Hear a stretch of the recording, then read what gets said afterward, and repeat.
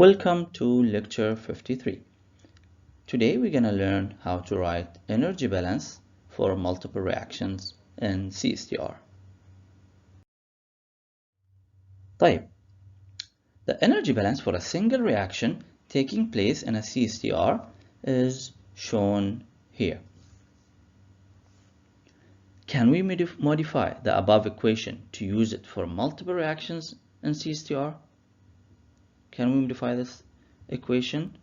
Or before we even think about modifying it, we should really modify something else first. Think with me. Well, you are right. We need to get rid of x first, right? Because since we have x here, we cannot use this equation for multiple reactions. So first, let's get rid of x. How do we get rid of x? You got it right from the material balance by substituting the material balance.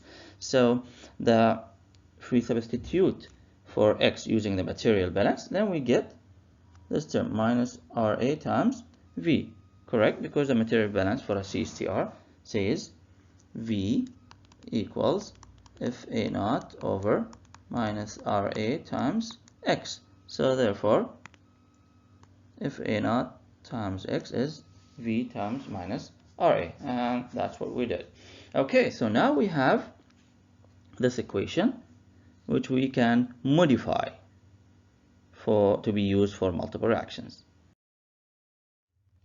Okay, so what are you suggesting? Which term should be modified? I'm sure you're thinking about the term which contains the delta H reactions, and you are right. We have to add a summation here, right? We have to add a summation here in order to account for all the energy released and all the energy absorbed by all the reactions involved in this reactor. Okay, so the combined energy and material balance, which is this equation, this is the combined energy and material balance for multiple reactions and CSTR involving Q reactions and M species, will be written this way. As you can see, we have added the summation here. Okay, we have added the summation. Of course, here the volume goes out of the summation because we have only one volume. So the summation is not over the volume.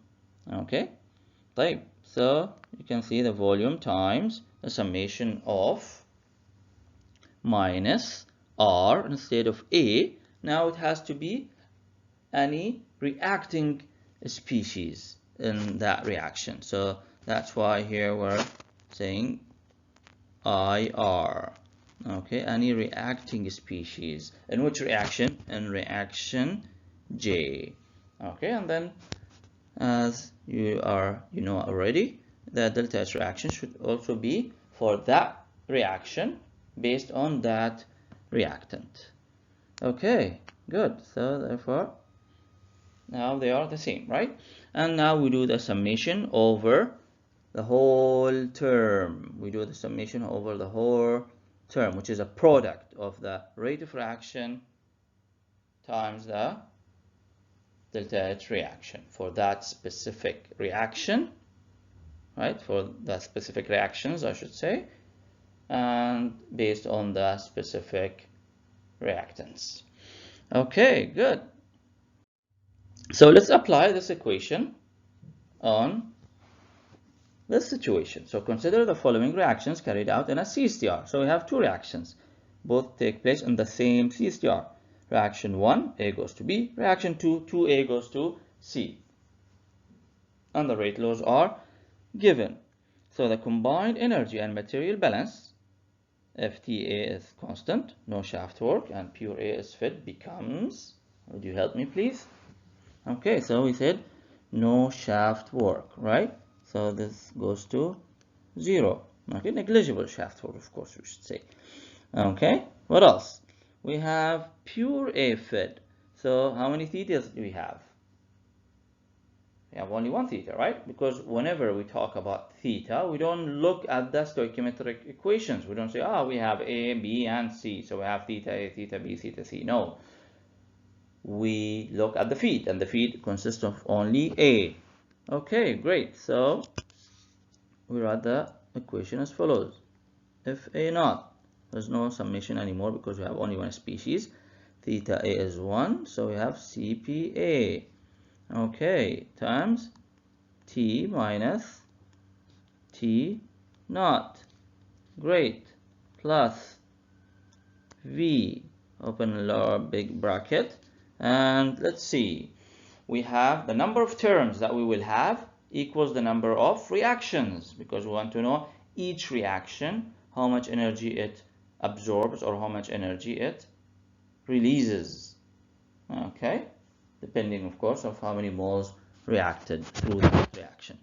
Okay, so let's see. Let's close our eyes and write minus R1.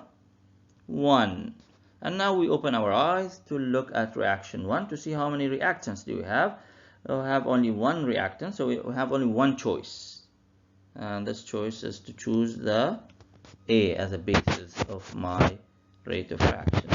Okay, multiply by, we close our eyes, delta H reaction, same thing, 1A, same thing shabab, huh? Okay, of course evaluated at T.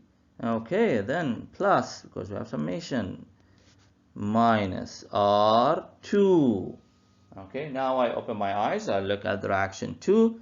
What reactants do we have in reaction 2? Well, we have only A, so we don't have any option, so it's only A. Okay, we close our eyes then and write delta H reaction for reaction 2 based on A, right? Do we have any other terms? No, we don't have, because we have only two reactions. Equal, well, I have to write it here because we don't have a space, so that's equal Q dot. How do we write Q dot? Well, we can write it as, think with me, we can write it as U times A times TA minus T. Okay, excellent. Okay, so this is how we expand the energy balance. Great. طيب, here we have, or I'm asking a question which reflects a common mistake that the students make. Okay, are all of these correct for this term?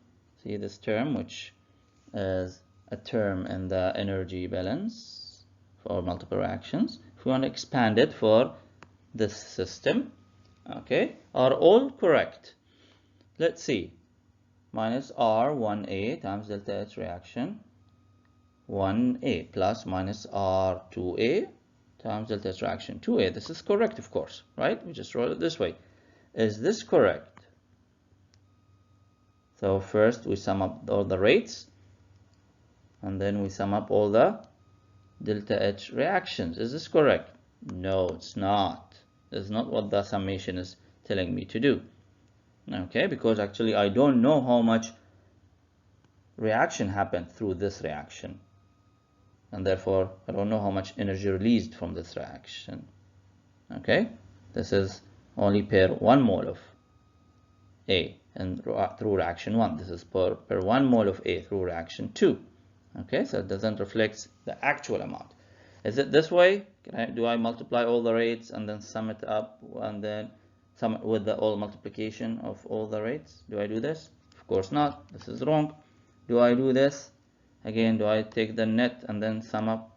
Again, wrong, because this does not reflect how much energy is absorbed or released through the individual reactions. Okay, so the only correct way of opening up the summation, of applying the summation, is through this way. Tamam? Please be careful. طيب, finally, remember the major cases when we have heat effects with CSTR? Okay, we have 3 cases. We have X is specified, we need to calculate T and V, or T is specified, we need to calculate X and V, or V is specified, we need to calculate X and T. So the same major cases exist for CSTRs with heat effects with multiple reactions. Same major cases exist, except for instead of saying X is specified, here we are specifying the conversion in another way. We are specifying, for example, the concentrations of the product. So this reflects how much conversion achieved in the reactions, right? So if we say concentration specified, we need to calculate T and V. Or we say T is specified, temperature inside the CSTR specified, we need to calculate the conversions instead of X, of course, right? Sorry, not conversion, the concentrations instead of X. And also we need to calculate V.